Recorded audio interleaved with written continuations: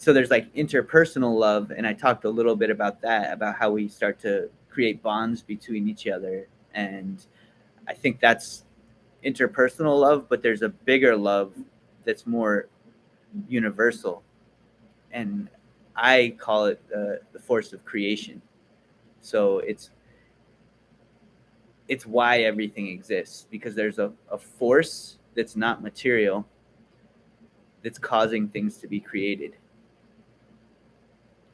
And so it comes from your mind and the universal mind. That's why things cluster together and become something different.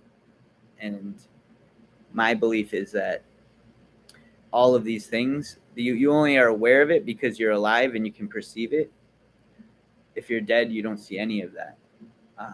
But when you have a body, and then you can participate in that. You can take things in your mind and you can create them, or you can take two different concepts and you put them together and you have a new idea.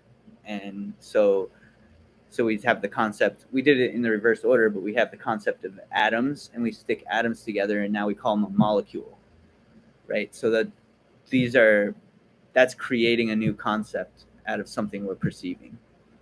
And when we do that, that's the creative process. And when we do that, it's making a reflection of something that was in our mind that we put into reality. And that is how we're trying to create a mirror of our mind out in reality. And so as you piece together all of these different reflections, you get a bigger picture of what your mind is. And the reason we make these things and come up with these ideas is because of love.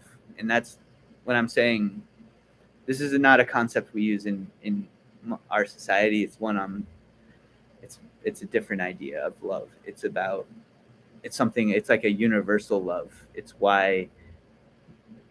the force that makes everything happen, basically, and why the universe is constantly expanding, because we're creating new concepts and ideas, and all of that is filling our mind, and that's actually what it's growing into. It's like another dimension that it's not physical, but it's one that we all perceive, but we don't really understand, because it's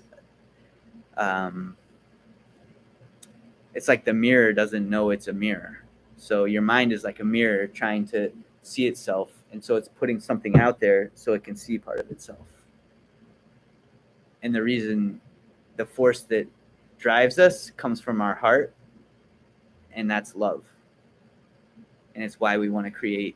A lot of people want to have children because they think it will give them a reflection of themselves in some way, or show them something about themselves, or put something of themselves out into the universe.